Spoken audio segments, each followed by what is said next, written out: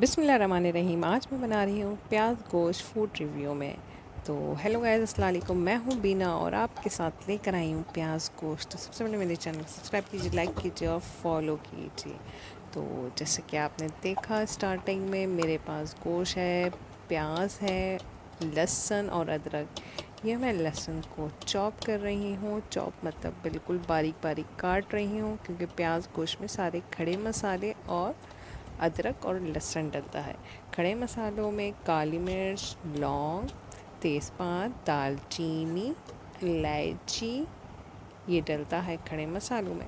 तो ये देखिए, मैंने अदरक छील लिया है इसको। हाँ, तो मैं आपसे कह रही थी, मैंने जो देखिए अदरक छीन चुकी हूँ। मैंने जो अभी रिसेंटली जो मैंने बनाया है आलू गोश्त में मैंने कितनी लाल मिर्चें डाली हैं, तो इसका जवाब आप मुझे कमेंट बॉक्स में दे दीजिएगा। ये देखिए अदरक को मैं बारीक चॉप कर रही हूँ। हाँ, और एक और इम्पॉर्टेंट बात, सबसे पहले मैं हर वीडियो में कहती हूँ, अपना ख्याल रखिए, अपने माँ बाप का ख्याल रखिए, और माँ बाप से बढ़ के दुनिया में कोई चीज़ भी नहीं होती। तो ये देखिए मेरे अदरक बारीक बारीक कट चुके हैं। इसको मैंने क्यूब्स की शक्ल में, लेकिन बिल्कुल बारीक काटे। अब ये प्याज आ गई है, क्योंकि प्याज गोश्त है तो ऑफ कोर्स मतलब गोश्त के अंदर प्याज ज़रूर पड़ेगी, और गोश्त हमारे पास बकरे का है। ये देखिए अब मैं प्याज को छीन ली हूँ, तो मैंने जल्दी कर लिया है। आप लोग को भी टाइम ज़ाया ना हो तो कोशिश यही है बस जल्दी सिखा दूँ आप लोग को। और कोशिश क्या करें, घर के मसालों से बनाएं, बाहर के मसालों से नहीं रिकमेंड कर रही। और मैं वो चीज़ें आपको बताती हूँ जो घर में किचन में अवेलेबल होती है हर किसी के। मैं ज़्यादा महंगा खाना बिल्कुल नहीं बनाती कि कोई खा ना सके, और कोशिश करती हूँ घर के मसाले हों और अच्छा जो हमारा ख़ानदानी खाना है वो बना सकें, क्योंकि गूगल और इधर उधर के खाने तो आजकल बहुत अजीब व गरीब से होते हैं, समझ में नहीं आता। ये देखिए प्याज को मैंने बारीक बिल्कुल फ़ाइन चॉप कर लिया, काट लिया है। ये देखिए बिल्कुल बारीक बारीक।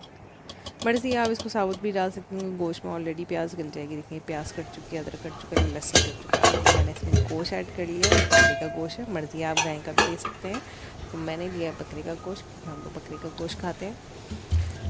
और इसमें ऐड कर ली मैंने प्याज। ये देखिए अब मैं इसी के साथ ही, तो मैं चेक कर रही थी कहीं मोटी तो नहीं बनी, मैंने काटना भूल तो नहीं गई, लेकिन काट चुकी थी।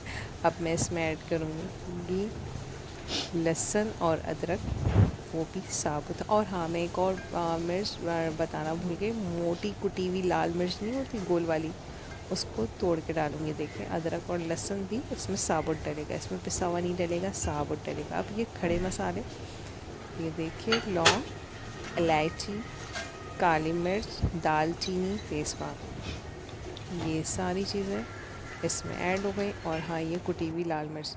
अब मैं इसमें डालूँगी तेल। तेल अपने लिहाज से डालिएगा। तो हम लोग कम तेल यूज़ करते हैं, ज़्यादा नहीं डालते, और हम लोग मिर्चें भी ज़्यादा यूज़ नहीं करते, कम डालते हैं। तो मैंने 4 मोटी गोल वाली मिर्चें डाली हैं। अब मैंने इसमें ऐड कर दिया पानी, और अपने लिहाज से पानी डालिएगा कि इतना मैंने डाला है कि गोश्त इसमें गल जाए। अब मैं इसको रख दूँगी आधे घंटे के लिए गोश्त गलने तक। ये देखिए पानी हल्का सा, जब तक बॉयल नहीं होगा, ऊपर प्याज नहीं आएगी, जब तक मैं इसका चूल्हा देखती रहूँगी। ये देखिए तकरीबन ये हो चुका है, ढकना लगा चुकी हूँ।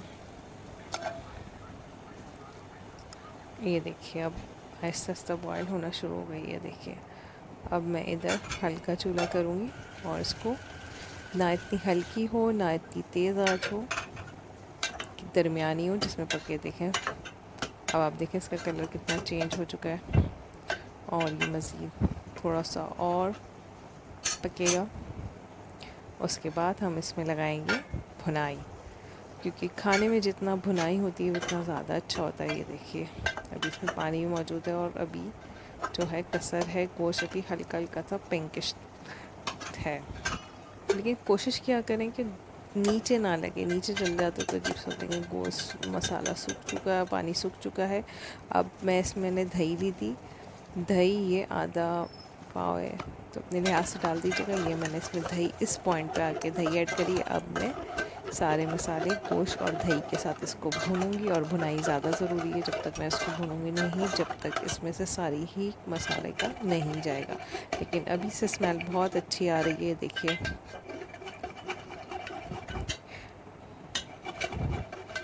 सबसे ज़्यादा होता है इसको भूनना।